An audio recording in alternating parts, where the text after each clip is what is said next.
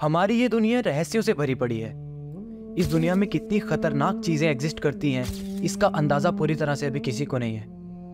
पर मैं अपनी वीडियोस में कुछ ऐसी ही एंटिटीज के बारे में बात करता हूँ। मैंने अपनी वीडियोस में कुछ ऐसी चीजों की बात करी है जो साक्षात मौत का रूप है, और आज इस वीडियो में भी मैं एक ऐसी ही एंटिटी की बात करूंगा जो साक्षात मौत का रूप है। वो या तो आपको जान से मार देगी या तो आपकी जिंदगी को जीते जी नर्क बना देगी। तो आज मैं बात करूंगा एक डायन की।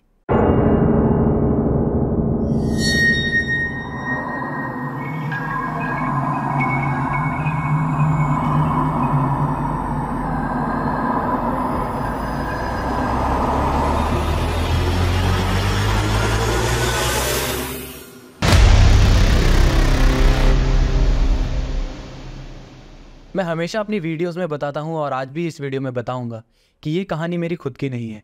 हमेशा की तरह मैंने ये कहानी भी एक पॉडकास्ट में सुनी है जिनको आरजे अर्श ने सुनाया है, जो कि एक बहुत अच्छे साधक भी है। ये कहानी अर्श के उन दिनों की है जब उन्हें आध्यात्म का इतना ज़्यादा ज्ञान नहीं था। वो एक साधक नहीं थे, वो पूजा पाठ में बहुत ज़्यादा बिलीव रखते थे, पर वो आध्यात्म में इतना ज़्यादा नहीं थे। तब वो कोलकाता में एक नॉर्मल सी जॉब करते थे और अपने एक दोस्त के साथ शेयरिंग फ्लैट में रहते थे।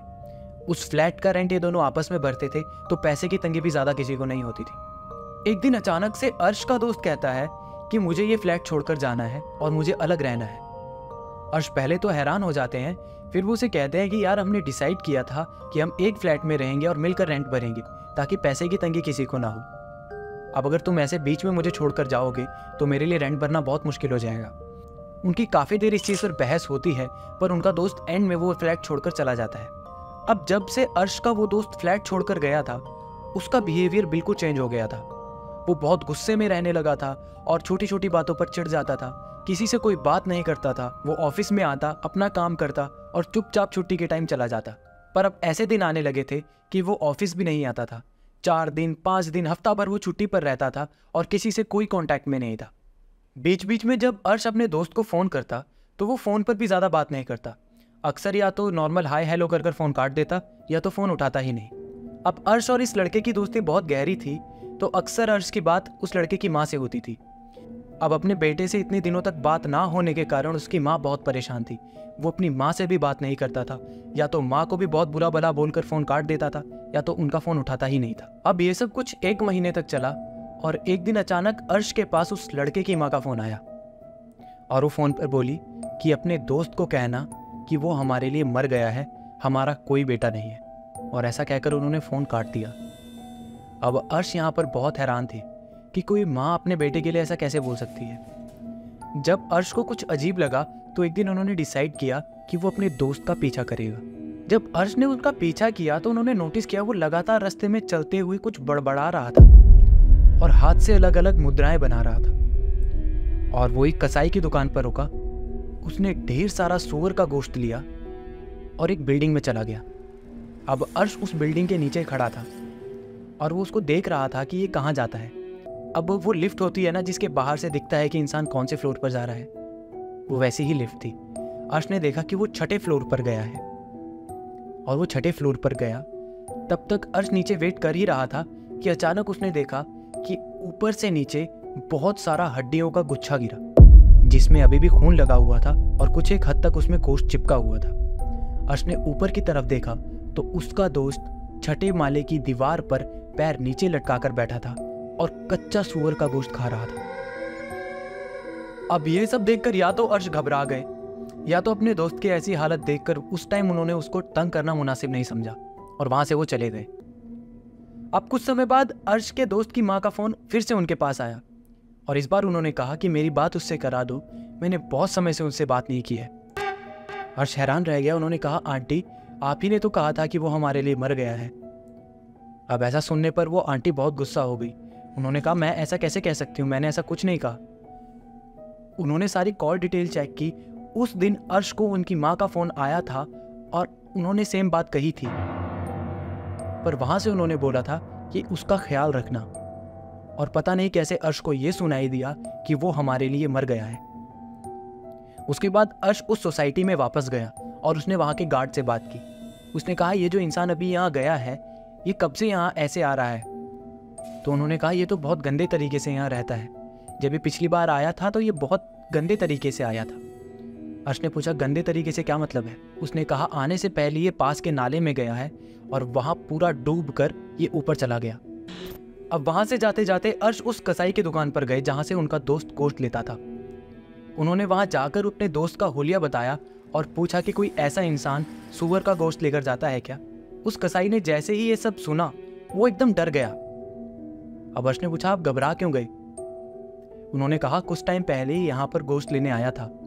इसने 10 किलो सूअर का गोश्त मांगा और जब मैंने देने से मना किया उसने अपने ही हाथ की बाएं उंगली को काटा और दुकान के अंदर फेंक दिया और कहा कि अगर मुझे गोश्त नहीं दिया तो मैं अपना पूरा हाथ ऐसे ही काट दूंगा। और जब वो उसको गोश्त देने लगे तो वो कुछ मंत्र पढ़ रहा था और हाथों से अलग अलग मुद्राएं बना रहा था जैसे कि वो उस सूअर की कटते हुए पूजा कर रहा हो। अर्श ने ये सब सुना और अपने घर वापस चले गए। इसके बाद कुछ 6 महीने तक उसके दोस्त की कोई खबर नहीं आई।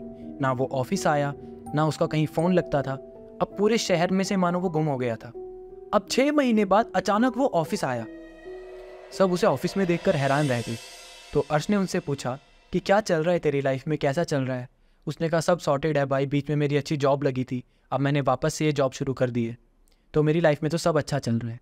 अब उसका बिहेवियर कुछ अलग था तो सभी दोस्तों ने उसको पकड़ लिया और वहाँ से जाने नहीं दिया, उसको बातों में उलझा लिया और नीचे कहीं घुमाने फिराने के बहाने ले गए।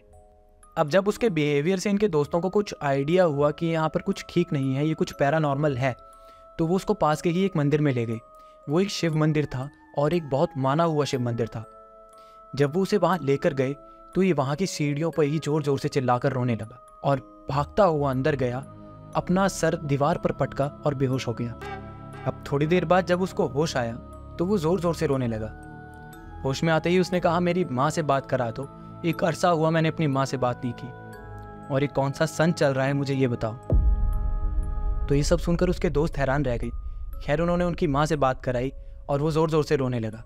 उसने कहा माँ मैं घर आ जाऊँगा, मेरे साथ सब ठीक है, मैं थोड़ी देर में घर आने वाला हूँ। तो कुछ टाइम बाद अर्श ने उससे पूछा कि तू कहाँ था, तू कहाँ जाता था, मुझे ज़रा उस जगह पर लेके चल।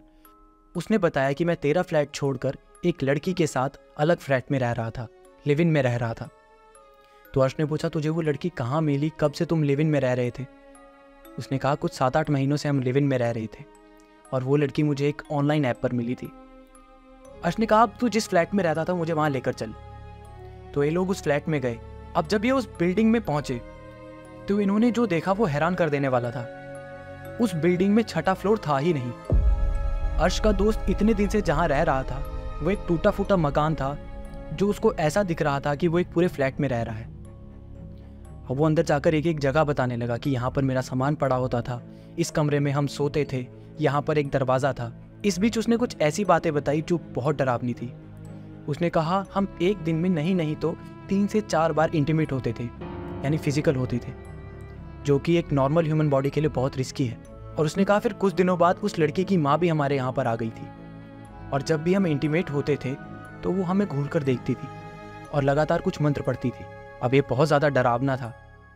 और इसके दोस्त ने बताया कि एक दिन मैं सो रहा था तो इसकी माँ मेरे पैरों पर बैठी हुई थी अपने दोनों घुटने फोल्ड कर और उसने हाथ में एक चाकू पकड़ा था और वो उस चाकू से लगातार उसकी छाती से लेकर उसके मूलाधार चक्र तक उस चाकू से निशान बना रही थी और लगातार सिंदूर उसके ऊपर फेंके जा रही थी और कुछ मंत्र बोल रही थी जैसे कि वो उस पर कोई क्रिया कर रही हो।